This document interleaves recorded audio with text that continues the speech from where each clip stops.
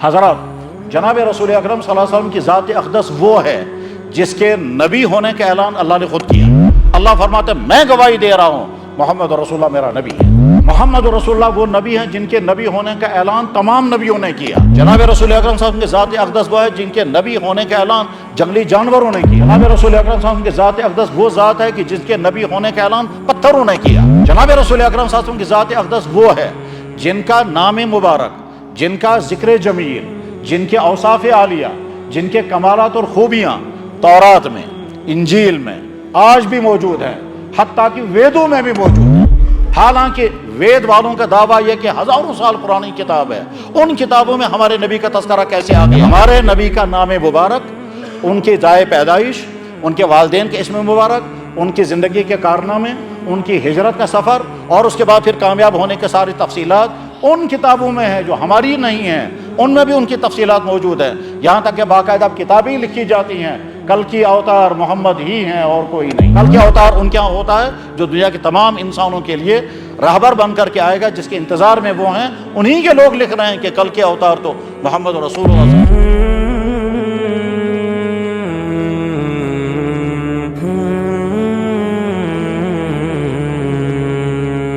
اما بعد فقد قال الله عز وجل في كتابه العظيم وما ارسلناك الا رحمة للعالمين وقال الله عز وجل ما كان محمد ابا احد من رجالكم ولكن رسول الله وخاتم النبيين وقال الله عز وجل محمد رسول الله وقال الله عز وجل یاسین والقرآن الحکیم انک لمن المرسلین علی صراط مستقیم صدق اللہ مولانا العظیم وصدق رسولہ النبی الکریم ونحن علی ذلک لمن الشاہدین والشاکرین والحمد للہ رب العالمین یا رب صل وسلم دائما ابدا علی حبیبک خیر الخلق کلہم۔ محترم بزرگوں اور دوستو، اللہ جل شانہ نے انسان کا مزاج ایسا بنایا ہے کہ وہ ہر کام سے پہلے انتخاب کرنے کی کوشش کرتا ہے۔ انتخاب کرنے کا مطلب کیا ہوتا ہے کہ جب ہم کوئی کام کرنا چاہتے ہیں اور اس کام میں آپشن ہو، یہ بھی کر سکتے ہیں، ایسے بھی کر سکتے ہیں، ایسے بھی کر سکتے ہیں، تو انسان سوچتا ہے کون سا والا میں لے لوں گا۔ مثلاً آپ کو بزنس کرنا ہو تو آپ سوچیں گے کس چیز کا بزنس کروں، رشتہ کرنا ہو تو آدمی کو سوچتا ہے کہاں رشتہ کروں، بچے کو ایڈمیشن کرانا ہے تو کون سے سکول میں کرائیں گے، مکان بنانا ہے تو کہاں بنائیں گے، شام کو کھانا پکانا ہے تو کون سی چیز پکائیں گے۔ ہر جگہ انسان سلیکشن کرتا ہے، انتخاب کرتا ہے، یہ کروں یا یہ کروں یا یہ کروں۔ ٹھیک اسی طرح سے جب کسی انسان کو کسی جگہ بیان کرنا ہو تو وہ سوچے گا میں کس موضوع پر بیان کروں گا۔ موضوعات ہزاروں ہیں، یہ کیس انسانس کن جائے بیان آس کرن سو سوچ کہ کت موضوعس پر کربو بیان۔ موضوعات بے شمار، اور موضوعات بے شمار ہونے کے معنی یہ بھی ہیں کہ جس انسان کا علم جتنا زیادہ وسیع ہوگا اس کے پاس اتنے ہی زیادہ موضوعات ہوں گے، اور جس انسان کی نظر جتنی زیادہ سوسائٹی پر گہری ہوگی اس کے سامنے اتنے ہی موضوعات ہوں گے۔ ہمارا دعویٰ یہ تو نہیں ہے کہ ہمارے پاس بہت زیادہ علم ہے یا ہم سوسائٹی کو بہت اچھی طرح سے گہرائی کے ساتھ سمجھنے والوں میں نہیں، لیکن بہرحال جب کہیں انسان کو بیان کرنے کا مطالبہ آتا ہے، انسان جب پہنچتا ہے کہیں تو وہ سوچے گا کہ میں کس موضوع پر بیان کروں گا۔ یہ انسان سن نیچرل مسئلہ۔ چنانچہ میں بھی سوچ رہا تھا کہ مجھے فلاں جگہ حاضر ہونا ہے، ان سے میں نے وعدہ کیا ہے، ان کا مطالبہ تھا، اس مطالبے کو پورا کرنے کے لیے بہت عرصے کے بعد یہ موقع آیا، میں وہاں حاضر ہو جاؤں گا تو مجھے کس موضوع پر بیان کرنا ہے۔ تو موضوعات طرح طرح کے ذہن میں آتے ہیں، ان طرح طرح کے موضوعات میں سے پھر کوئی ایک چیز طے ہو جاتی ہے کہ چلو فلاں چیز پر بیان کرو۔ چنانچہ 10 قسم کے موضوعات میرے ذہن میں آ رہے تھے کہ میں ان موضوعات پر بیان کروں گا، تو آخر میں مجھے خیال آیا کہ آج ربیع الاول کا مہینہ ہے، اس ربیع الاول کے مہینے میں مجھے سیرت مبارکہ کے متعلق تھوڑا سا وقت ہے، اس تھوڑے سے وقت میں مجھے بیان کرنا چاہیے۔ سیرت کا بیان کیوں کرنا ہے؟ جواب، دنیا کے انسانوں کے لیے اس کائنات کے خالق نے صرف ایک ذات بھیجی ہے کہ یہ تمہارے لیے رول ماڈل ہے، اگر تم ان کی زندگی کے مطابق زندگی گزارو گے تو وہ زندگی تمہاری کامیاب ہوگی، اور اگر ان کی زندگی سے ہٹ کر تم زندگی گزارو گے تو وہ تمہاری زندگی کامیاب نہیں ہوگی۔ پوری کائنات و تمام دنیا کے انسانوں کے لیے، کائنات کے بنانے والے اور انسانوں کے پیدا کرنے والے اللہ نے جس ایک ذات کو نمونہ بنایا، جس ایک ذات کو رول ماڈل بنایا، جس ایک ذات کی زندگی کو تمام کی دنیا کے انسانوں کے لیے بہترین نمونہ قرار دیا، وہ صرف محمد رسول اللہ کی ذات ہے۔ نبی سارے اللہ کے نبی، کوئی شک نہیں، ہر نبی پر ہم کو ایمان لانا لازم ہے، اور اگر کسی نبی پر ایمان نہیں لائیں گے تو ہمارا ایمان ہی مکمل نہیں ہوگا۔ لیکن ساتھ میں یہ بھی سمجھنا ضروری ہے کہ ہر نبی صرف اپنے زمانے کے لیے تھا، قیامت تک کے لیے کوئی نبی نہیں ہے۔ قیامت کے لیے اگر کوئی نبی ہے تو صرف ایک، اور وہ ہے محمد الرسول اللہ۔ اس کا اعلان اللہ جل شانہ نے بار بار الگ الگ انداز میں کیا۔ اللہ فرماتے ہیں خود اپنے نبی علیہ السلام سے، آپ کہیے، قل، آپ کہیے، یا ایھا الناس، دنیا کے انسانوں، انی رسول اللہ علیکم جمیعا، میں دنیا کے تمام انسانوں کے لیے نبی بن کر آیا ہوں۔ یہ اعلان اور کسی نے نہیں کیا۔ دنیا میں جتنی مذہب ہیں، ہمیں کسی مذہب پر تنقید نہیں کرنی ہے، لیکن دنیا میں جتنے مذہب ہیں، ان مذہبوں کے لانے والے جتنے بڑے لوگ ان کے حساب سے ہیں، ان بڑے لوگوں میں سے ایک نے بھی یہ دعویٰ نہیں کیا کہ دنیا کے تمام انسانوں کے لیے ہم رول ماڈل ہیں۔ جو نبی اللہ نے دنیا میں بھیجے تھے، جو اللہ کے بنائے ہوئے نبی تھے، آدم علیہ السلام سے لے کر کے حضرت عیسیٰ علیہ السلام تک، جن نبیوں کا تذکرہ قرآن کریم میں اللہ نے فرمایا وہ، اور جن کا تذکرہ اللہ نے نہیں فرمایا اور ہمیں نہیں معلوم وہ کون کون نبی تھے، بہرحال جن نبیوں کا تذکرہ اللہ نے قرآن کریم میں کیا اس میں عجیب عجیب نبی ہیں۔ حضرت نوح علیہ السلام نے 950 سال دین کا کام کیا، ابراہیم علیہ السلام کی اولاد میں ہزاروں نبی پیدا ہوئے، یوسف علیہ السلام سے زیادہ خوبصورت اس کائنات میں کوئی تھا ہی نہیں، سلیمان علیہ السلام نے ساری دنیا پر حکومت کی، جنات پر بھی حکومت کی، داؤد علیہ السلام کے ہاتھ میں لوہا پگھل جاتا تھا، موسیٰ علیہ السلام نے اسی زمین پر رہ کر اللہ سے کلام کیا۔ غرض ہے کہ ہر نبی کے عجیب عجیب خصوصیات ہیں، لیکن کوئی نبی دنیا کے تمام انسانوں کے لیے نبی نہیں تھا۔ ہر نبی اپنی زمانے کے لیے نبی تھا، ساری دنیا کے انسانوں کے لیے نبی صرف محمد الرسول اللہ صلی اللہ علیہ وسلم ہے۔ اور اللہ نے کسی نبی سے یہ نہیں کہا کہ آپ اعلان کر دو کہ دنیا کے تمام انسانوں کے لیے میں نبی بن کر آیا ہوں، لیکن جناب رسول اللہ صلی اللہ علیہ وسلم کو اللہ نے حکم دیا آپ اعلان کرو کہ میں دنیا کے تمام انسانوں کے لیے نبی بن کر آیا ہوں۔ تو اللہ کے نبی سے بھی اعلان کروایا، اور خود بھی اللہ نے اعلان کیا، وَمَا أَرْسَلْنَاكَ إِلَّا كَافَّةً لِلنَّاسِ، ہم نے دنیا کے تمام انسانوں کے لیے آپ کو نبی بنا کر کے بھیجا ہے۔ پھر جناب رسول اکرم صلی اللہ علیہ وسلم نے خود بھی اپنی زبان مبارک سے اپنے متعلق فرمایا۔ ایک تو ہے قرآن میں اللہ نے حکم دیا، اور حکم کی بنیاد پر اللہ کے نبی نے آیت پڑھ دی، اعلان کر دیا۔ ایک ہے اللہ نے الگ سے خود اعلان کیا کہ بھائی یہ ساری دنیا کے انسانوں کے لیے نبی ہے، تبارک الذی نزل الفرقان علی عبدہ لیکون للعالمین نذیرا، تمام دنیا کے انسانوں کے لیے میں اس کو نبی بنا کے بھیج رہا ہوں۔ اور ادھر سے جناب رسول اکرم صلی اللہ علیہ وسلم نے خود بھی اعلان کیا اپنے بارے میں، اور وہ اعلان احادیث میں آتا ہے۔ حدیث کی کتابیں جو بڑی اور چھوٹی ہزاروں کتابیں ہیں، ان میں سب سے اہم ترین کتاب، سب سے معتبر ترین کتاب، اور حدیث کی کتابوں میں سب سے زیادہ اہم ترین کتاب مانی جاتی ہے جو حضرت امام محمد ابن اسماعیل البخاری رحمہ اللہ تعالیٰ نے جو کتاب لکھی، جس کو سب لوگ کہتے ہیں بخاری شریف، اس میں حدیث موجود ہے۔ اللہ کے نبی نے فرمایا فضلت علی الانبیاء بست، تمام نبیوں پر مجھے عظمت عطا کی گئی، تمام نبیوں پر مجھے اونچا مرتبہ عطا کیا گیا، تمام نبیوں سے مجھے اونچا مقام عطا کیا گیا 6 باتوں میں۔ ان 6 باتوں میں سے ایک بات یہ فرمائی کہ ہر نبی ایک قوم کے لیے آتا تھا، مجھے تمام دنیا کے انسانوں کے لیے نبی بنا کے بھیجا گیا۔ جب اللہ جل شانہ نے محمد رسول اللہ صلی اللہ علیہ وسلم کو دنیا کے تمام انسانوں کے لیے نبی بنا کر بھیجا ہے، اس کے معنی یہ ہے کہ ان کے ذات اقدس میں دنیا کے تمام انسانوں کے لیے نمونہ بلکہ مکمل گائیڈنس ہوگی، تبھی اللہ تعالیٰ شانہ کو ساری دنیا کے انسانوں کے لیے نبی بنا کر بھیجا۔ یہ تو نہیں ہو سکتا کہ آپ ساری دنیا کے انسانوں کے لیے نبی ہیں مگر آپ حکمرانوں کے لیے گائیڈ نہیں کرنے والے نہیں ہیں، آپ جوانوں کے لیے گائیڈ کرنے والے نہیں ہیں، آپ سکالروں کے لیے گائیڈ کرنے والے نہیں ہیں، آپ ان پڑھ لوگوں کے لیے نبی بن کر آئے، آپ سویلائزڈ لوگوں کے لیے کچھ نہیں، یہ تو نہیں ہو سکتا۔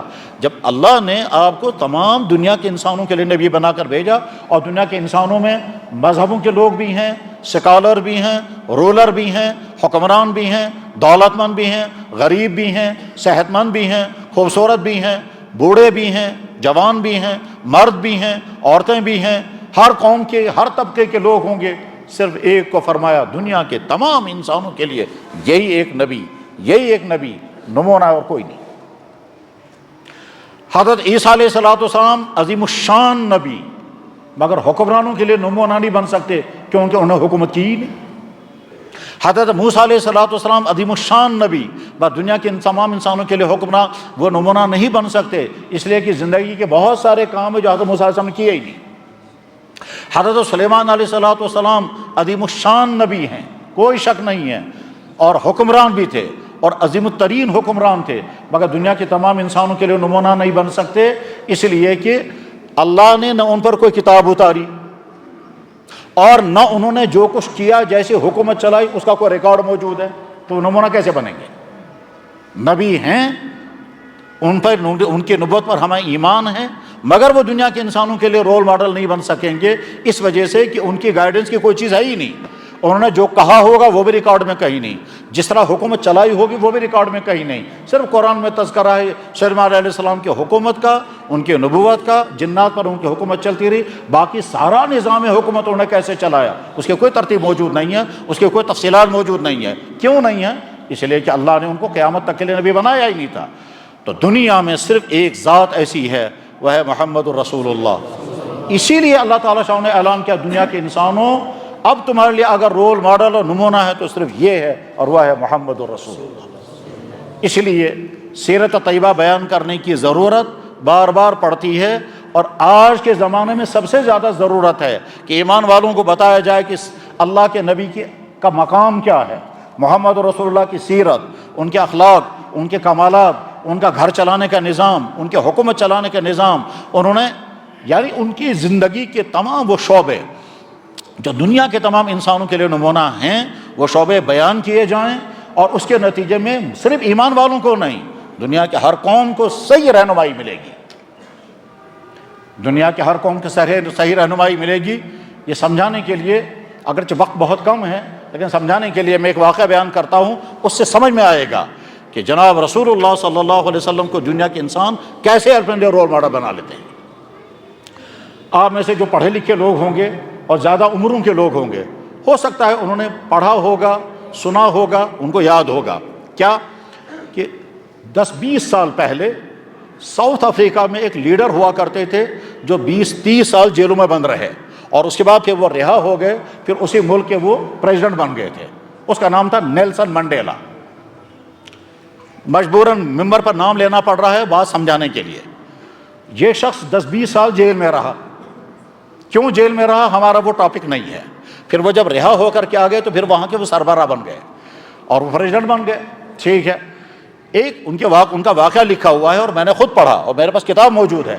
لکھا ہے کہ وہ پریزیڈنٹ ہونے کے زمانے میں اپنے شہر کا دورہ کر رہے تھے، شام کو انہوں نے اپنے سیکرٹری صاحب سے کہا کہ آج ہم پریزیڈنٹ ہاؤس میں کھانا نہیں کھائیں گے، شام کو کسی ریسٹورنٹ میں جا کر کھانا کھائیں گے۔ سیکرٹری صاحب نے کہا سر بہت اچھا ہے۔ چنانچہ انہوں نے ایک ریسٹورنٹ کا سلیکشن کیا، فلاں جگہ جا، وہاں سیکورٹی لگ گئی، چیکنگ ہوئی، اور اس کے بعد پھر طے ہو گیا صاحب جی آ گئے اندر، سیکرٹری ساتھ ہوں گے، سیکورٹی بھی ساتھ ہوگی، ظاہر سی بات ہے جیسا ہوا کرتا ہے ہوا ہوگا۔ تو جب وہ ریسٹورنٹ ہال میں پہنچے جہاں ان کو کھانا کھانا تھا، تو وہاں ایک کونے میں کوئی صاحب کھانا کھا رہے تھے، اسے جو ہی دیکھا کہ منڈیلا صاحب اندر آ گئے ہیں تو وہ پریشان ہو گیا، اتنا زیادہ پریشان ہو گیا کہ وہ کھانا نہیں کھا پا رہا تھا۔ اب یہ سارے لوگ بیٹھ گئے اپنے ٹیبلوں پر، پریزیڈنٹ صاحب نے اس آدمی کو دیکھ لیا، سیکرٹری صاحب سے کہا اس کو بھی بلاؤ اور کہو ہمارے ٹیبل پر آ کر تم نے اپنا کھانا لیا۔ چنانچہ وہ اپنا کھانا لے کر آگے ٹیبل پر بیٹھا، مگر وہ سخت پریشان تھا اور کھا بھی نہیں پا رہا تھا، اس کا پسینہ بھی آ رہا تھا۔ تو یہ سارے لوگ اس کو دیکھتے رہے، بھائی یہ پریشان کیوں ہے، لیکن وہ بول بھی نہیں رہا تھا۔ البتہ منڈیلا صاحب کبھی کبھی اس کو دیکھتے تھے لیکن آگے کچھ نہیں انہوں نے کہا۔ کھانا وانا ختم ہو گیا، پریزیڈنٹ صاحب نے سیکرٹری سے کہا کہ اس آدمی سے کہو آپ چلے جائیں اور پیمنٹ تم ہی کر دینا اس کی بھی۔ بیچارہ وہ پریشان انسان یہاں سے اٹھ کر جب چلنے لگا تو چلا بھی نہیں جا رہا تھا، اور سب لوگ حیران تھے کہ اس کو پریشانی کیا ہے کہ وہ چلا گیا۔ تو سیکرٹری نے پریزیڈنٹ صاحب سے کہا کہ یہ آدمی پریشان تھا اور پتہ نہیں کیا پریشانی تھی اسے۔ تو پریزیڈنٹ صاحب نے کہا مجھے معلوم اس کو کیا پریشانی ہے۔ ان کا سر کیا پریشانی؟ کہا لگا میں جب جیل میں تھا تو وہاں اس کی بھی ایک ڈیوٹی تھی، اور ڈیوٹی اس کی یہ تھی کہ جب مجھے کبھی کوئی پریشانی ہو جائے گی تو یہ مجھے پانی پلائے گا، اور اگر کبھی انٹراگیشن میں بے ہوش ہو جاؤں گا تو یہ مجھے پانی پلائے گا، لیکن یہ پانی پلانے کے بجائے مجھے پیشاب پلاتا تھا۔ اس کو اندازہ نہیں تھا کہ ایک وقت آئے گا میں رہا ہو جاؤں گا، ایک وقت آئے گا کہ میں پریزیڈنٹ بنوں گا، پھر ایک وقت آئے گا میں اس کو پہچان لوں گا۔ اب اس کو پریشانی یہ ہو رہی ہوگی کہ میں پہچانا گیا، میرے خلاف یہ ایکشن لیں گے کیونکہ میں نے جیل میں ان کے ساتھ برا سلوک کیا ہے، اور ایک دن نہیں کیا، مہینوں نے، سالوں تک کیا ہے۔ اس برے سلوک کا نتیجہ یہ نکلے گا کہ اب میں پکڑا جاؤں گا، اور نہیں معلوم ہے میرے متعلق کیا فیصلہ ہوگا۔ یہی پریشانی اس کو ہوگی، اور پریشانی ہونی بھی چاہیے۔ جب اسے پتہ چل گیا کہ صاحب میں پہچانا گیا اور اسے مجھے دیکھ لیا، اور پہچاننے کے بعد اب مجھے سارا وہ پچھلے جیل میں کیے ہوئے برے سلوک کا ایکشن میرے خلاف لیا جا سکتا ہے، اس کو صرف آرڈر کرنا ہے، اور بعد میں میرا سارا سلسلہ شروع ہو جائے گا، مجھے گرفتار کیا جائے گا، اور اس کے بعد پھر میرا انٹراگیشن ہوگا، پھر تفصیلات معلوم ہوں گی، پھر سزا لگ سکتی ہے۔ تم نے اس آدمی کے ساتھ، یہ پریشانی اس آدمی کو تھی، ٹھیک۔ اس کے بعد اب منڈیلا نے جو کہا ہے وہی سننے کی چیز ہے۔ اس نے کہا میں نے جیل میں پرافٹ محمد کی لائف ہسٹری پڑھی ہے، اور وہاں میں نے پڑھا تھا کہ پرافٹ محمد کو جب مکہ پر کنٹرول آ گیا تھا تو انہوں نے سارے بڑے بڑے دشمنوں کو معاف کر دیا تھا۔ میں نے اسی وقت ارادہ کیا تھا اگر میں باہر آ گیا تو جن جن لوگوں نے مجھے ستایا ہے میری طرف سے سب کو معاف، اور اس کو تم فون کر دو کسی طرح سے، آپ پریشان نہ ہوں، میں آپ کو معاف کر چکا ہوں، اور آج بھی تم کو اطلاع کر دیتا ہوں، گھبرانا مت، تمہارے خلاف کوئی ایکشن نہیں لیا جائے گا، میں تمہیں معاف کر چکا ہوں۔ اسے پوچھا گیا سر کیوں؟ کہنے لگا ہمارے لیے بہترین رول ماڈل پرافٹ محمد۔ کون بنا رہا رول ماڈل؟ مسلمان نہیں ہے یہ۔ تو میرے بھائی، سیرت مبارکہ اس غرض کے لیے بیان ہونی چاہیے تاکہ محمد رسول اللہ صلی اللہ علیہ وسلم تمام دنیا کے انسانوں کے لیے، اور خاص طور پر ہم ایمان والوں کے لیے مکمل نمونہ ہیں، مکمل رول ماڈل ہیں۔ وہ زندہ نبی اور قیامت تک کے لیے نبی اللہ نے ان کو بنا کر بھیجا ہے۔ اس لیے بار بار سیرت کو پڑھنے کی ضرورت ہے، سیرت کو سمجھنے کی ضرورت ہے، سیرت کو اپنانے کی ضرورت ہے، اور اپنی زندگی کے تمام شعبوں میں جناب رسول اکرم صلی اللہ علیہ وسلم کو اپنے لیے نمونہ بنانا ہے، اور اسی میں ہماری کامیابی ہوگی۔ بس انہی احساسات کے ساتھ میں نے یہ موضوع منتخب کیا ہے۔ ٹائم بہت کم ہے، آج مختصر وقت میں جتنا بیان ہو سکے گا، اللہ کرے وہ گفتگو اس کہنے والے کے لیے بھی اور آپ سننے والے بھائیوں کے لیے بھی نفع کا ذریعہ بنے۔ حضرات، جناب رسول اکرم صلی اللہ علیہ وسلم کی ذات اقدس وہ ہے جس کے نبی ہونے کا اعلان اللہ نے خود کیا اور گواہی دی۔ اللہ فرماتے ہیں میں گواہی دے رہا ہوں محمد رسول اللہ میرا نبی ہے۔ محمد رسول اللہ وہ نبی ہیں جن کے نبی ہونے کا اعلان تمام نبیوں نے کیا۔ جناب رسول اکرم صلی اللہ علیہ وسلم کی ذات اقدس وہ ہے جن کے نبی ہونے کا اعلان جنگلی جانوروں نے کیا۔ جناب رسول اکرم صلی اللہ علیہ وسلم کی ذات اقدس وہ ذات ہے کہ جس کے نبی ہونے کا اعلان پتھروں نے کیا، بھیڑیے تک نہیں کیا۔ حدیثوں میں موجود ہے، تفصیلات کا وقت نہیں ہے۔ جناب رسول اکرم صلی اللہ علیہ وسلم کی ذات اقدس وہ ہے جن کا نام مبارک، جن کا ذکر جمیل، جن کے اوصاف عالیہ، جن کے کمالات اور خوبیاں تورات میں، انجیل میں آج بھی موجود ہیں، حتیٰ کہ ویدوں میں بھی موجود ہیں۔ حالانکہ وید والوں کا دعویٰ یہ کہ ہزاروں سال پرانی کتاب ہے، ان کتابوں میں ہمارے نبی کا تذکرہ کیسے آ گیا؟ یہ ٹاپک عوام میں بیان کرنے کا نہیں ہے، یہ تو سکالروں میں بیان کرنا ہوتا ہے کہ ان کتابوں میں ہمارے نبی کا تذکرہ کیسے آ گیا۔ لیکن عوام کے سمجھنے کی چیز یہ ہے کہ ہمارے نبی کا نام مبارک، ان کی جائے پیدائش، ان کے والدین کے اسم مبارک، ان کی زندگی کے کارنامے، ان کی ہجرت کا سفر، اور اس کے بعد پھر کامیاب ہونے کے ساری تفصیلات ان کتابوں میں ہیں جو ہماری نہیں ہیں، ان میں بھی ان کی تفصیلات موجود ہیں۔ یہاں تک کہ باقاعدہ کتابیں لکھی جاتی ہیں، کل کی اوتار محمد ہی ہیں اور کوئی نہیں ہے۔ کل کے اوتار ان کے یہاں ہوتا ہے جو دنیا کے تمام انسانوں کے لیے راہبر بن کر کے آئے گا، جس کے انتظار میں وہ ہیں۔ انہی کے لوگ لکھ رہے ہیں کہ کل کے اوتار تو محمد رسول اللہ صلی اللہ علیہ وسلم۔ ٹھیک، میرے بھائیوں، جناب رسول اللہ صلی اللہ علیہ وسلم کی زندگی کے 10-20 نہیں، 150 نہیں، ہزاروں پہلو ہیں، اور ان ہزاروں پہلوؤں کو ظاہر ہے مختصر سے بیلنس میں کیسے سمیٹا جا سکتا ہے۔ میں ان میں سے چند وہ چیزیں جس کا تعلق براہ راست ہماری زندگی کے ساتھ ہے وہ انہی کو بیان کروں گا، اللہ کرے وہ ہمارے لیے ہدایت کا ذریعہ بنے۔ حضرات، انسان کی زندگی کا سب سے اہم ترین دور کون سا ہوتا ہے؟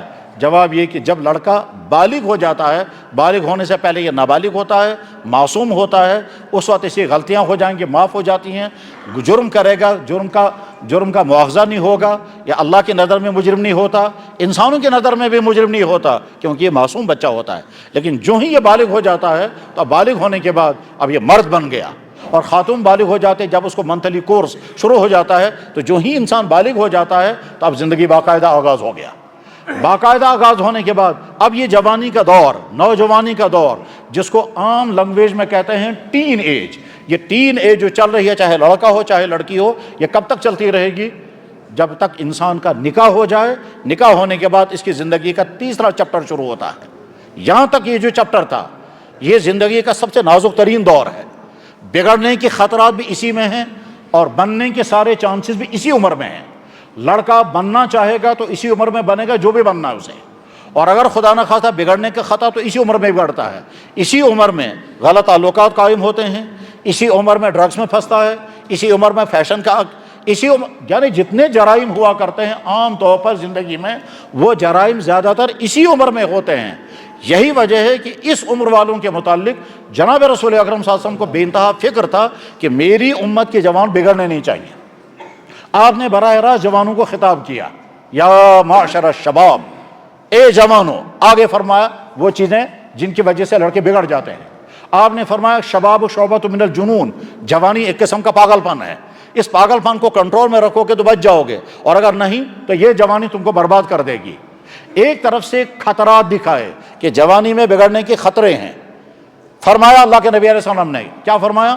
قیامت کے دن 5 باتوں کا تم سے حساب ہوگا، اور جب تک 5 باتوں کا جواب نہیں دو گے اپنی جگہ سے ہٹ نہیں سکتے۔ ان 5 باتوں میں سے ایک بات یہ ہوگی، جوانی کیسے گزاری تھی، ان شبابی، جوانی کیسے گزاری تھی۔ ادھر سے انعام بھی بیان کیا، اور بہت بڑا انعام بیان کیا کہ اگر جوان اپنی جوانی کو برائیوں سے بچانے میں کامیاب ہو گیا، اور آسان نہیں ہے، بہت مشکل ہے، خصوصاً آج کے زمانے میں، آج کے دور میں، آج کے کالجوں میں، آج کے کوچنگ سینٹروں میں، آج کے سکولوں میں، آج کے فنکشنوں میں، آج کے ہاسپٹل میں، آج کے مارکیٹوں میں، آج کے ہوٹلوں میں، یہ جوان اپنی جوانی کو بچانے میں کامیاب ہو جائے، آسان نہیں ہے، بہت مشکل ہے، بہت ہی مشکل ہے۔ یہی وجہ ہے کہ نیک سے نیک بچہ بھی آگے چل کر کے ان خرابیوں کا شکار ہو جاتا ہے کہ جن خرابیوں کو وہ سوچ بھی نہیں پا رہا تھا، خرابی میں ڈوبنے کے بعد پھر سوچتا ہے میں کیا تھا اور کہاں پہنچ گیا، میں کیسا تھا اور اب کیا کیا کر رہا ہوں۔ یہاں تک کہ بعض دفعہ اس کی صحت بھی برباد ہوتی ہے، کیریکٹر تباہ ہو جاتا ہے، اینزائٹی کا شکار ہوتا ہے، ڈپریشن کا شکار ہوتا ہے، ناکامی اس کو لپیٹ لیتی ہیں، برباد ہو جاتا ہے کیریکٹر کی خرابیوں کے نتیجے میں۔ تو جناب رسول اکرم صلی اللہ علیہ وسلم نے بہت بڑی بشارت سنائی اس نوجوان کو، جو نوجوان جوانی میں اپنے آپ کو ان برائیوں سے بچانے میں کامیاب ہو گیا۔ جیسا کہ میں نے عرض کیا کہ جوانی میں خرابیوں سے بچنا بہت زیادہ مشکل ہے۔ آپ نے کیا فرمایا؟ بخاری شریف میں حدیث ہے، 7 انسان یظلہم اللہ تعالیٰ فی ظلہ، اللہ تعالیٰ قیامت کے دن ان کو اپنے سائے میں رکھے گا۔ آج کے لینگویج میں کہیں گے قیامت کے دن اللہ کے دربار میں VIP ہوں گے، خاص بندے ہوں گے، بلکہ ڈبل VIP ہوں گے، خاص سے خاص بندے ہوں گے، 7 طبقے۔ ان 7 طبقوں میں دوسرے نمبر پر فرمایا وہ جوان جس جوان نے اپنی جوانی کو برائیوں سے بچایا ہوگا۔ حدیث کے الفاظ میں سناتا ہوں، 7 یظلہم اللہ تعالیٰ فی ظلہ یوم لا ظل الا ظلہ، عرش الا ظلہ، امام عادل حکمران۔ دوسرے نمبر پر شاب نشا فی عبادت اللہ، وہ جوان جس جوان نے جوانی میں اللہ کو راضی کرنے والی زندگی گزاری، اللہ کو ناراض کرنے والی زندگی سے اپنے آپ کو بچایا، وہ جوان۔ یہ جو پہلا لفظ ہے امام عادل حکمران، اس کا ایک ترجمہ تو ہے عادل حکمران، جیسے فاروق اعظم، جیسے علی کرم اللہ تعالیٰ وجہ، آج کے ظالم حکمران اور آج کے عیاش حکمران نہیں، فاروق اعظم اور علی کرم اللہ تعالیٰ اور عمر ابن عبدالعزیز جیسے حکمران، ان کے بارے میں اللہ کے نبی نے فرمایا وہ قیامت کے دن عرش کے سائے کے نیچے ہوں گے۔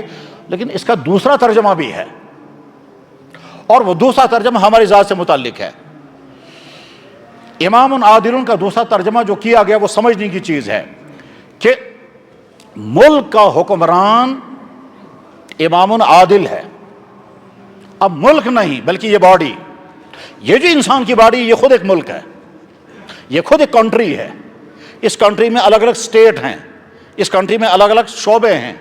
آنکھ ایک مستقل اسٹیٹ ہے، ساری زندگی اس آنکھ کو استعمال ہونا ہے دیکھنے کے لیے.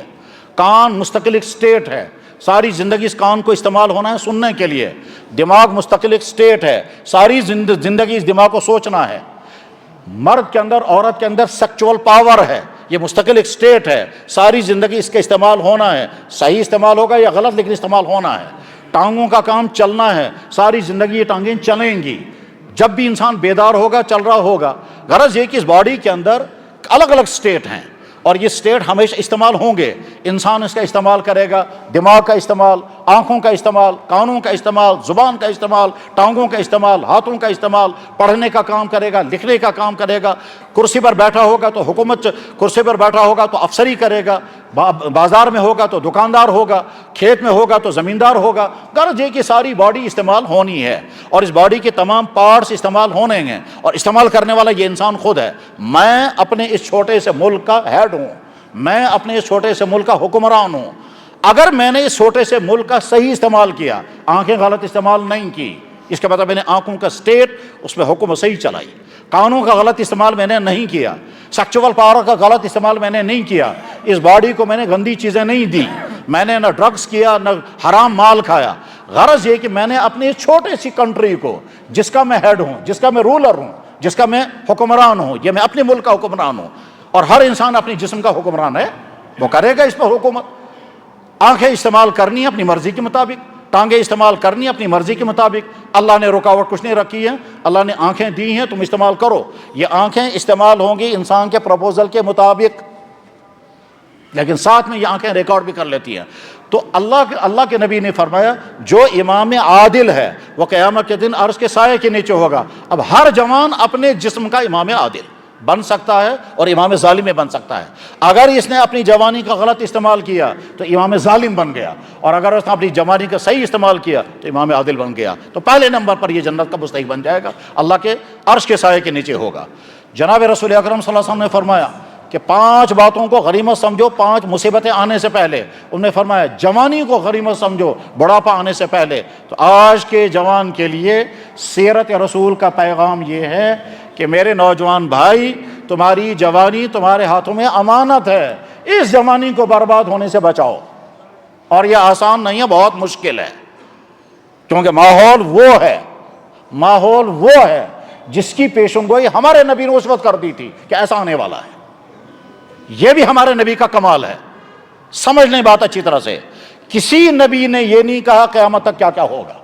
صرف محمد رسول اللہ کی ذات ایسی ہے، آپ نے یہ فرمایا قیامت تک کیا کیا ہوگا، اور ایسی اس طرح سے بیان فرمایا کہ عقلیں حیران ہو جاتی ہے.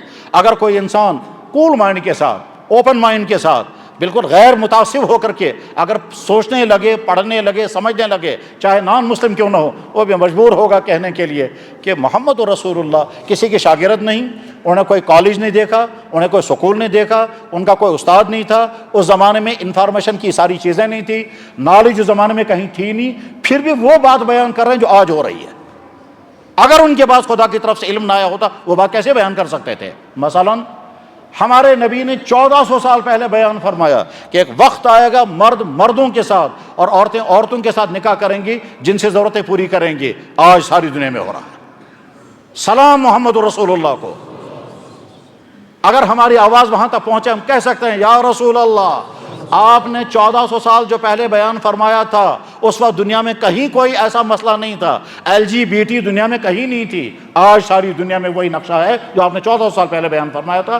دنیا میں قانون بن رہے ہیں، مرد مردوں کے ساتھ نکاح کریں، کوئی اللیگل نہیں ہے. عورتیں عورتوں کے ساتھ، لیسبینزم، گےازم، جنرڈزم اور پتہ نہیں کیا کیا ازم ہے.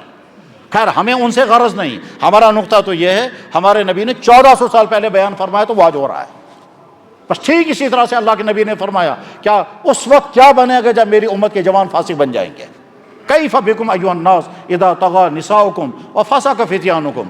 لوگوں اس وقت تمہارا کیا بنے گا جب تمہاری عورتیں بے کنٹرول ہو جائیں گی اور تمہارے نوجوان فاسق اور فاجر بن جائیں گے. فاسق و فاجر بننے کے معنی کیا ہیں؟ یعنی وہ ڈرگس میں پھنسیں گے، وہ غلط تعلقات میں مبتلا ہوں گے، وہ غلط ریلیشن ہیں، وہ فضول خرچیاں کریں گے، وہ غلط چیزیں کھائیں گے، وہ غلط ایکشنوں میں ہوں گے، وہ غلط کاموں میں ہوں گے اور خوش ہوں گے. تو فاسقانہ اور فاجرانہ زندگی گزاریں گے، وہ ماں باپ کی نافرمانیاں کریں گے، بلکہ کیا کیا ہوتا ہے اس کی تفصیل کا وقت نہیں ہے۔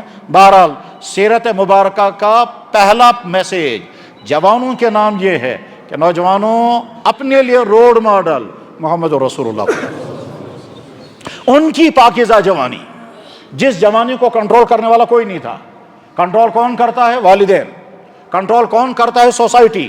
کنٹرول کون کرتا ہے؟ تربیت کرنے والے۔ اللہ کے نبی یتیم، نہ ان کا باپ ہے، نہ ماں ہے، نہ بھائی ہے، چاچے ہیں، وہ ان کا اپنی مجبوریاں ہیں، اپنے حالات ہیں۔ ان حالات میں محمد رسول اللہ صلی اللہ علیہ وسلم نے اپنی جوانی کو کوئی داغ لگنے نہیں دیا۔ وہ محمد صلی اللہ علیہ وسلم جس کی جوانی بے داغ جوانی تھی، وہ نمونہ ہے آج کے جوان کے لیے۔ میرے بھائی، تمہارے لیے نمونہ فلم سٹار نہیں، فٹ بالر نہیں، کرکٹر نہیں، وہ لوگ نہیں ہیں تمہارے لیے نمونہ جن کے راتیں گندے کاموں میں گزرتی ہیں اور جن کے دن شراب نوشیوں میں گزرتے ہیں، جو آج کچھ کرتے ہیں کل کچھ کرتے ہیں، وہ تمہارے لیے رول ماڈل نہیں ہیں۔ تمہارے لیے رول ماڈل کون ہے؟ وہ محمد رسول اللہ۔ اور اگر ان کو تم نے رول ماڈل بنا لیا اور ان کے مطابق تم نے جوانی گزاری، تو اس کے بعد اگلی والی زندگی یقیناً تمہاری کامیاب ہوگی۔ یہ نہیں ہو سکتا کہ آپ اپنے کریکٹر کو تو برباد کر دیں اور ساتھ میں امید رکھیں کہ آپ کا کیریئر اچھا ہوگا۔ کیریئر ڈیپینڈ کرتا ہے کیریکٹر پر، مسلمان کا کیریکٹر۔ جب آپ کا کیریکٹر صحیح ہوگا تو آپ کا اگلا کیریئر بھی صحیح ہوگا۔ دنیا کی نظر میں کیریئر نام ہے، ہم کو معاشی طور پر روزگار مل جائے کیریئر بن گیا، نہیں۔ ہمارے اسلام میں کیریئر نام ہے کیریکٹر بھی عمدہ ہو، صحت بھی عمدہ ہو، رویے اچھے ہوں، اور لڑکا جو ہے وہ ایسا اچھا بچہ ہو، والدین کہنے چاہیے ہمارا بیٹا تارا جیسا ہے، سوسائٹی کہنی چاہیے کتنا پاکیزہ جوان ہے، نکاح جب ہو جائے تو بیوی کہنی چاہیے میرا شوہر جیسا کوئی ہے ہی نہیں۔ اس کو کہتے ہیں بہترین کیریکٹر والا، بہترین کیریئر والا بن جائے گا۔ تو بس میں ٹاپک ختم کر رہا ہوں۔ جوانوں کے لیے سیرت رسول کا پیغام کیا ہے کہ اپنی جوانی کو ان تمام برائیوں سے میرے بھائیوں بچاؤ، اپنی جوانی کو ان تمام خرابیوں سے بچاؤ جن خرابیوں میں ہمارا نوجوان برباد ہو کر کے بھی وہ کسی کام کا قابل نہیں رہے گا، اور اس کے لیے آپ کو اپنے آپ سے بہت لڑنا ہوگا، تب آپ اپنی جوانی کو بچا سکیں گے۔ اور اگر خدا نخواستہ آپ نے اس کی فکر نہیں کی اور آپ چلتے رہے جیسے رو چل رہی ہے، آپ ٹریڈیشن پر چلتے رہے، آپ جیسے ٹرینڈ چل رہی ویسے ہی آپ فیشن کے پیچھے چلتے رہے، تو نتیجہ کیا ہوگا؟ کیریکٹر تو خراب ہوگا ہی ہوگا، آگے چل کر خطرہ یہ ہے کہ ایمان بھی ختم ہو جائے گا، کیونکہ برائیوں کے نتیجے میں انسان کے اندر کی حالت اتنی ظلمتوں کا شکار ہوتی ہے کہ ایک وقت آتا ہے اس کو اللہ سے نفرت ہونے لگتی ہے، اللہ کے نبی کی بات سننے کو جی نہیں چاہتا، اور ہوتے ہوتے پھر اخیر میں شیطان ایک دھکا اور دیتا ہے، اور ایک دھکا اور دے کر پھر کہتا ہے میں خدا کو مانتا ہی نہیں، میں نے دیکھا کہاں ہے، ہم کیوں مانیں گے اس نبی کو جو 1400 سال پہلے کہیں عرب میں تھے، ہمیں کیا کرنا ہے ان کے؟ یہاں تک آدمی پہنچ جاتا ہے۔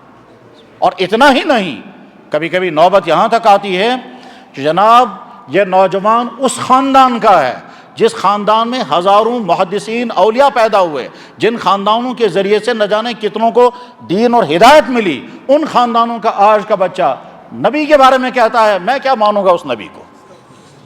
میں ایک آدمی کے بارے میں جانتا ہوں جو اپنے نام کے ساتھ سید لکھتا ہے، جو اپنے نام کے ساتھ سید لکھتا ہے، اور ساتھ میں یہ بھی کہتا ہے دنیا میں ساری خرابیاں محمد کی وجہ سے، انا للہ و انا الیہ راجعون۔ پھر کیوں اپنے نام کے ساتھ وہ سید لکھتا ہے؟ آدمی کہاں سے کہاں پہنچ جاتا ہے۔ بس سیرت رسول کا پیغام جوانوں کے نام کیا جناب، اپنی جوانی کی حفاظت ان تمام چیزوں سے کرو جن چیزوں میں مبتلا ہو کر تمہاری جوانیاں برباد ہو جائیں گی، اور اس کے بعد تمہاری زندگی کامیاب ہو ہی نہیں سکتی۔ کیوں؟ جب ہم نے اللہ کا دیا ہوا جسم اللہ کی ناراضگی کے کاموں میں استعمال کر لیا، رات بھر یہ آنکھیں گندی چیزیں دیکھتی رہی موبائل کے ذریعے، رات بھر یہ کان گندی چیزیں سنتے رہے موبائل کے ذریعے اور میوزک کے ذریعے، رات بھر ہم نے گندی ویڈیو کالیں کی اور فیس بک چلایا، گندی ویب سائٹیں دیکھی، گندے سیکچول سین دیکھے۔ صبح کو جب ہم اٹھیں گے تو ہم اس حال میں اٹھیں گے کہ ہماری آنکھوں نے اللہ کو ناراض کیا ہے، ہمارے کانوں نے اللہ کے حکموں کو توڑا ہے، ہمارے دماغ نے لذتیں محسوس کی ہیں ان چیزوں سے جن چیزوں سے اللہ ناراض ہیں، اور اس بیچ میں اور نہ جانے کیا کیا ہوا ہوگا۔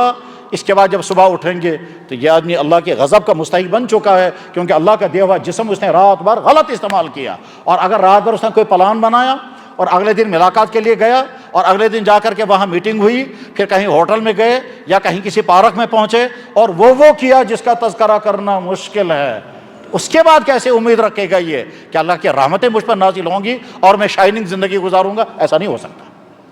بہرحال اللہ تعالیٰ شانہ اس چیپٹر کو سننے والے جوانوں کے لیے ہدایت کا ذریعہ بنائے۔ حضرات، جناب محمد الرسول اللہ صلی اللہ علیہ وسلم دنیا کے تمام انسانوں کے لیے نمونہ ہیں، ہم سب کے لیے پہلے ہی نمونہ ہیں۔ انسانوں کو زندگی گزارنی ہے انسانوں کے ساتھ مل کر۔ ہمارے پاس دو آپشن ہیں۔ ایک آپشن یہ ہے کہ ہمارا کیریکٹر، ہمارا مزاج، ہمارا رویہ ایسا ہو کہ دوسرے تمام انسانوں کو ہم سے تکلیف پہنچتی ہو۔ والدین کو تکلیف پہنچے اولاد کے ذریعے، اولاد کو تکلیف پہنچے والدین کے ذریعے، بھائی کے ذریعے بھائی کو تکلیف پہنچے، کسٹمر کے ذریعے دکاندار کو یا دکاندار کے ذریعے کسٹمر کو، ڈاکٹر کے ذریعے پیشنٹ کو، وکیل کے ذریعے کلائنٹس کو، ہمسائے کے ذریعے ہمسائے کو۔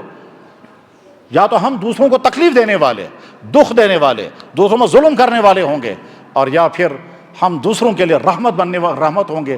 ہمارا نبی محمد الرسول اللہ یہی میسیج دیتا ہے اپنی ذات کے اعتبار سے بھی، اپنے پیغام کے اعتبار سے بھی، کہ میں رحمت للعالمین ہوں۔ تم عالمین کے لیے رحمت تو نہیں بن سکتے، لیکن جن کے ساتھ تمہارا زندگی کا واسطہ ہے ان کے لیے رحمت بن کر دکھاؤ۔ سلام محمد رسول اللہ۔ کیا فرمایا آپ نے؟ فرمایا یقول اللہ، اللہ یہ کہتے ہیں، یا عبادی، اے میرے بندو، اللہ یہ کہتے ہیں میرے بندو۔ سمجھ لیجئے، ہمارے ہاں جو حدیث پڑھی اور پڑھائی جاتی ہے، حدیثوں کے ایک قسم ہے، اس قسم کو کہا جاتا ہے حدیث قدسی۔ حدیث قدسی اس حدیث کو یہ بھی ذہن میں رکھ لیں، دنیا کی کسی قوم کے پاس حدیث نہیں ہے۔ کیا مطلب اس کا؟ یعنی کسی بھی مذہب ماننے والی قوم کے پاس ان کے نبی کی ایک بات بھی موجود نہیں ہے۔ تمام کرسچنوں کے پاس ایک بات بھی موجود نہیں ہے جس کے بارے میں وہ یہ کہیں حضرت عیسیٰ علیہ السلام نے یہ کہا ہے، ورڈز یہ ہے، نہیں ہے۔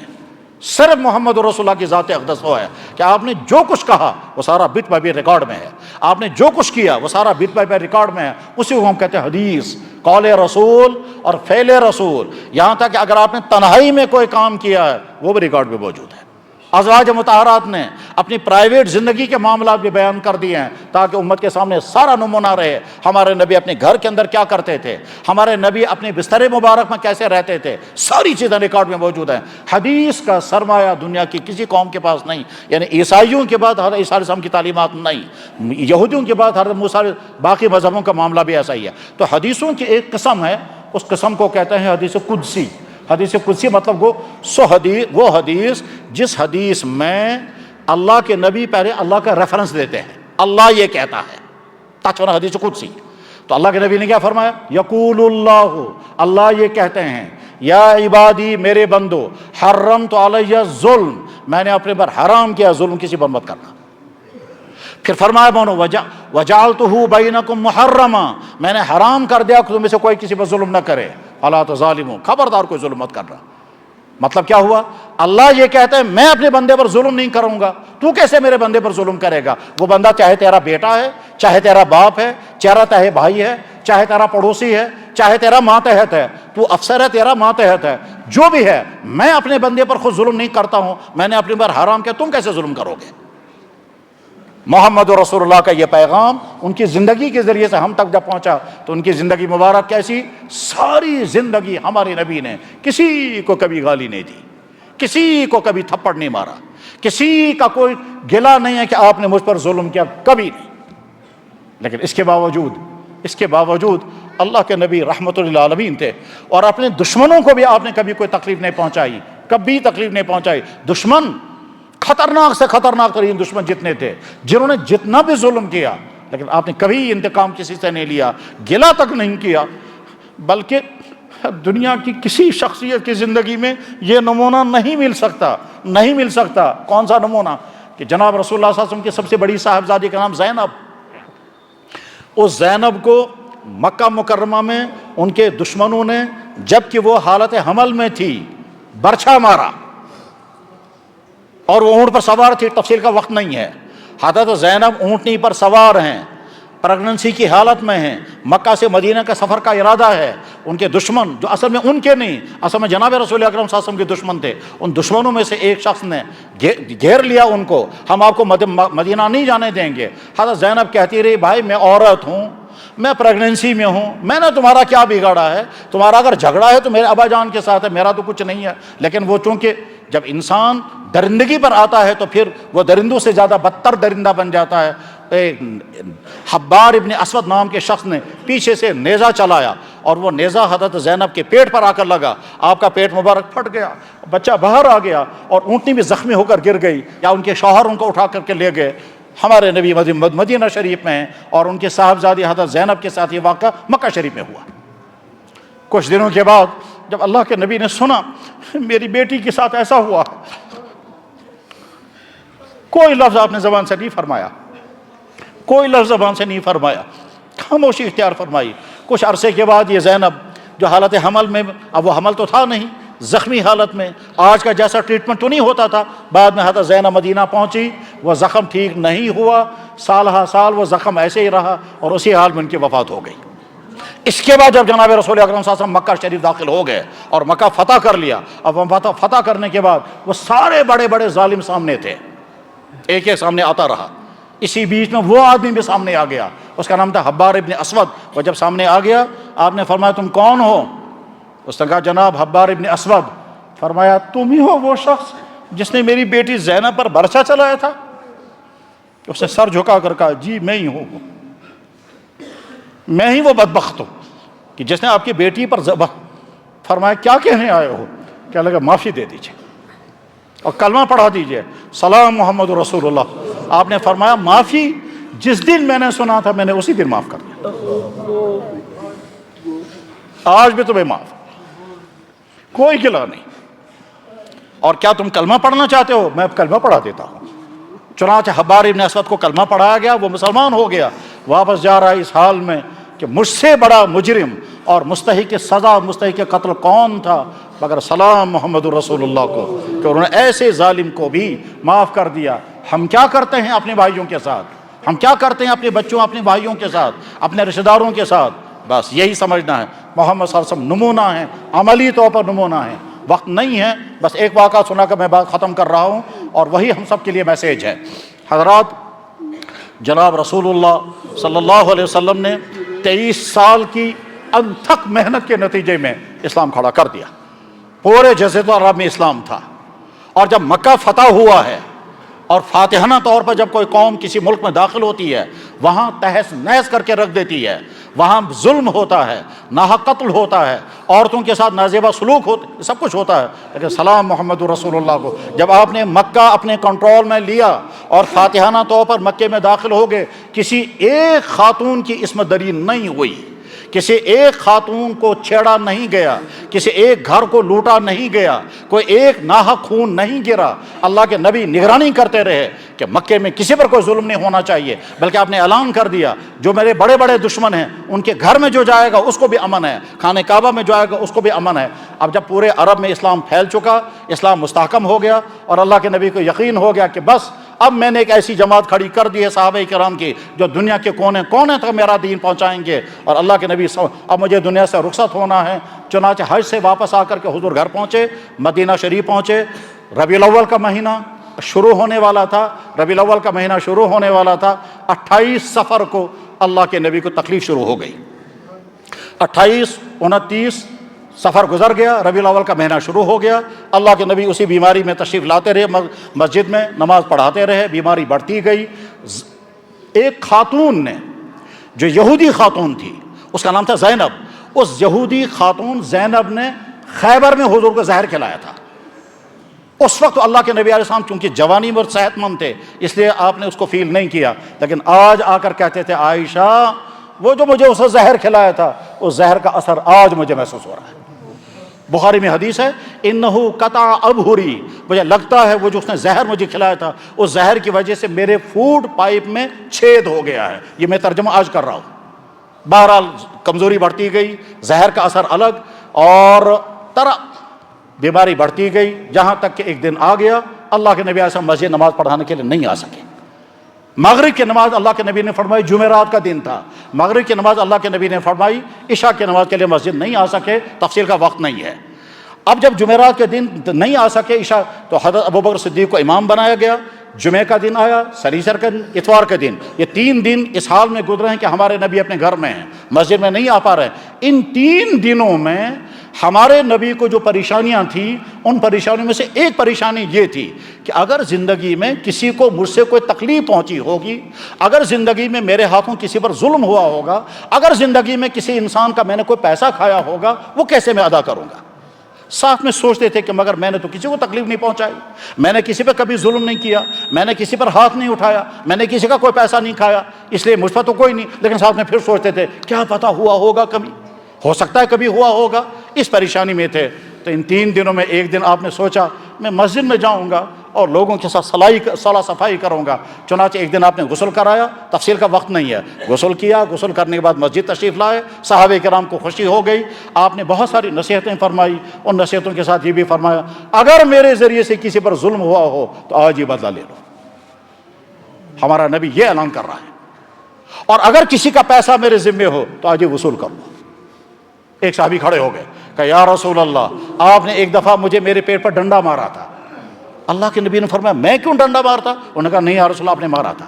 فرمایا کیسے، کیوں؟ انہوں نے کہا یا رسول اللہ فلاں جگہ تھے، میں تھوڑا سب سے آگے تھا، آپ نے ڈنڈے سے مجھے پیٹ پر مار کر کہا پیچھے ہو جاؤ، یہ جو آپ نے پیچھے ہو جاؤ کے لیے ڈنڈا میرے پیٹ پر مارا تھا، مجھ پر ظلم ہوا ہے، مجھے بدلہ دے دیجیے۔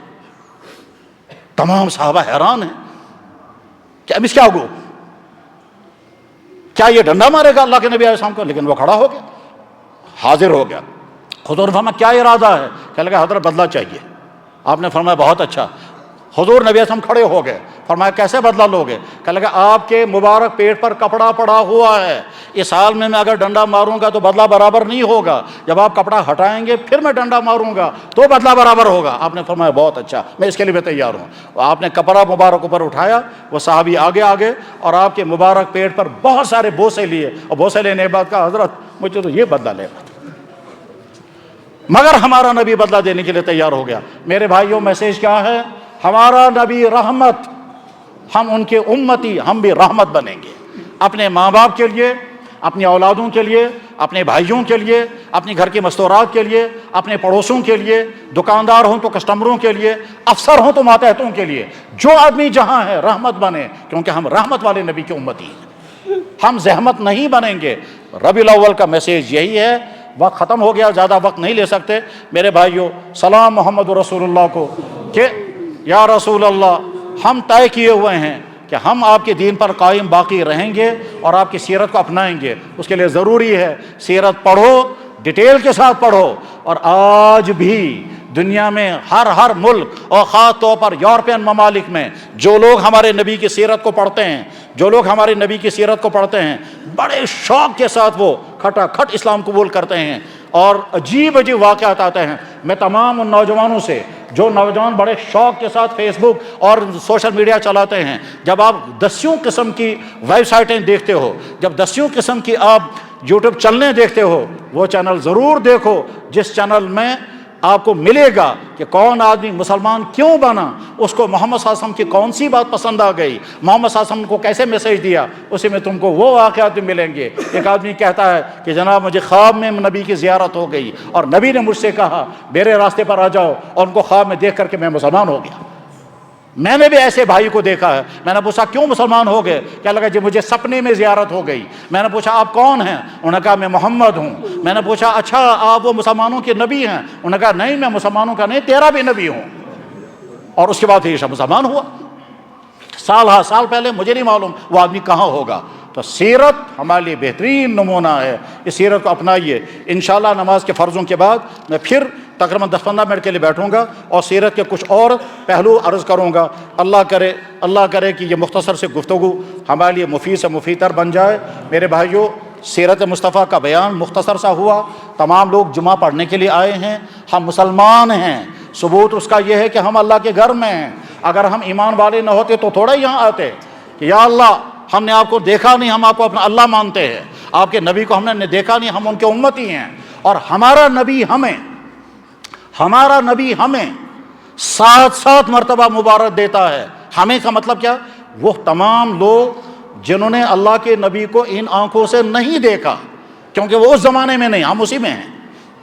ہم نے اللہ کے نبی کو نہیں دیکھا کیونکہ وہ عرب میں اور ہم یہاں ہیں، وہ 1500 سال پہلے، ہم آج ہیں۔ لیکن اللہ کے نبی نے کیا فرمایا؟ حدیث موجود ہے مشکوٰۃ شریف کے لاسٹ کے پیج پر حدیث موجود ہے۔ اللہ کے نبی نے فرمایا 7 مرتبہ مبارک اس انسان کو جس نے مجھے دیکھا نہیں ہوگا پھر بھی کہتا ہوگا میرا نبی محمد رسول اللہ۔ یا اللہ اس گھر تیرے آپ کے گھر میں، اس عظیم الشان مسجد میں آپ کو گواہ بنا کر کہتا ہے ہمارا نبی محمد رسول اللہ، جن کو ہم نے دیکھا نہیں مگر ان کا میسیج ہم تک پہنچا، ان کا دین ہم تک پہنچا، ان کے کمالات ہم تک پہنچے۔ اتنا ہی نہیں، آج بھی اللہ کے نبی علیہ الصلوۃ والسلام کی رحمتوں کا ظہور ہو رہا ہے۔ وہ تفصیل کا وقت نہیں ہے، اس نبی کو ہم ماننے والے ہیں، بس مختصر سی دعا کریں گے، اور وہ دعا دراصل ایک وعدہ ہوگا ہمارا اللہ کے ساتھ، اور ایک پیغام ہوگا ہمارے نبی کی خدمت میں، اور اپنے لیے ایک میسیج بنائیں گے۔ بس وہ مختصر سی دعا کریں گے، اس کے بعد پھر اذان ہوگی، اذان ہونے کے بعد پھر نماز ہوگی، نماز کے بعد جن کو موقع ہوگا وہ بیٹھیں گے۔ میں سیرت طیبہ کے کچھ اور پہلو بھی عرض کروں گا۔